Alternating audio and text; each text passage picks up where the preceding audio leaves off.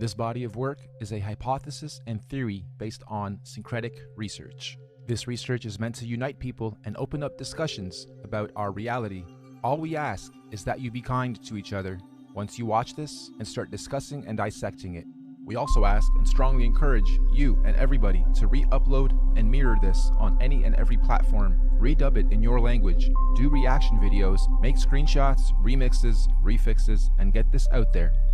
One last disclaimer, some of the maps on these models and elements are not to spec, and I did them to be as visual as possible, so don't mind some of the maps being off, distorted, or totally wrong. They are meant for representation purposes only.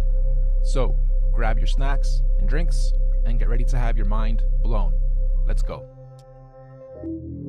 Before we get into the details, it's extremely important that you have a full understanding of the construct of our geocentric electromagnetic universe. If you're not familiar with this geocentric model, we're going to leave links in the description for you to catch up on the basics. In short, we're not on a ball.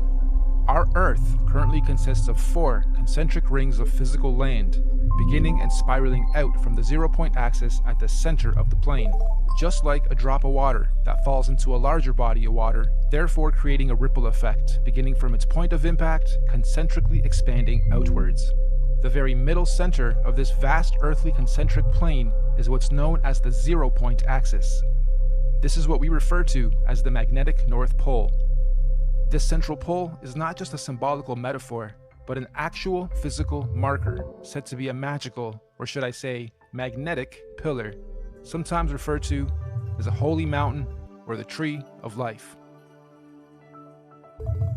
The first big red pill you're going to have to swallow is that beyond all these dimensional fields of energy from where we are now, in our northern and southern extremities, are other extraterrestrial lands inhabited by other extraterrestrial civilizations.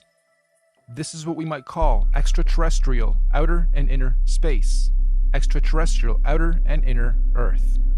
I know, it sounds crazy, just bear with me. Each of these 4-dimensional rings of Earth have their own lunar, solar systems and seasons, and their own sun and moons, which would be our current 7 wandering stars. Saturn and Jupiter being the solar sun and lunar moon of the outermost ring, domain, or realm of Earth. Mars and Venus being the solar sun and lunar moon of the next concentric domain of Earth inside that. This Mars and Venus domain would be the main realm beyond our southern Antarctic boundary and the Aurora Australis electromagnetic field. Then, of course, we have our own solar sun, Apollo, and lunar moon, Artemis, in this domain. And last but not least, Mercury within the inner central realm beyond our northern Arctic boundary and Aurora Borealis electromagnetic field. This inner star, Mercury, is androgynous, both a solar sun and lunar moon in one. It's sometimes referred to as the inner Earth Sun or Black Sun or Planet Nibiru or Planet X. Now, the full expanse of our entire earthly plane with all the different realms would be what the ancient Greeks referred to as Mother Gaia, the Kemetic Egyptians called the Benben or Mother Geb, and the Indo-Vedics referred to as the Bhumandala. In this presentation, we're going to explain and show how this spiral expansion of space, time, and matter began and continues to be. Let's go. This calendar is a modern interpretation and mix of the Aztec Mayan calendar, Egyptian Dendra stone, the various Chinese and Indian Dharma wheels, as well as other ancient cosmological and universal clocks and calendars.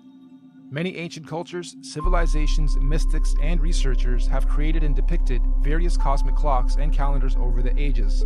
Some simple, others complex, but one thing is for sure. They all knew that all time operates in a cyclical pattern. They knew that everything in existence has a beginning, a middle, and an end. Birth, experience, growth, and death. Sunrise, midday, sunset, midnight. Spring, summer, autumn, winter. Iron, bronze, silver, gold. You get it. So our cosmic calendar of time is a macrocosmic and syncretic mirror reflection of those observable microcosmic clocks, calendars, cycles, and seasons of time. And as always, our research is embedded on the foundation of natural and observable everyday reality. Hopefully by the end of this presentation, you will have a better understanding of how different ages, races, civilizations, and realms have come about over time within our electromagnetic cosmic egg universe. So in order to understand our calendar better, we need to break down something known as an epoch. Our epoch here is going to be 24,000 years for one full cycle. What is the definition of an epoch? A division of time that is itself a subdivision of a larger period of time. Think of seconds to minutes to hours to days to months to years. Good examples of epochs. An epoch is also subdivided into ages corresponding to a series of chronological changes or events. An epoch can sometimes be referred to as an era, age, period, time, eon, span, stage, or point in history. Universal epochs are also sometimes referred to as a platonic year or a cosmic day. Just like a clock striking 12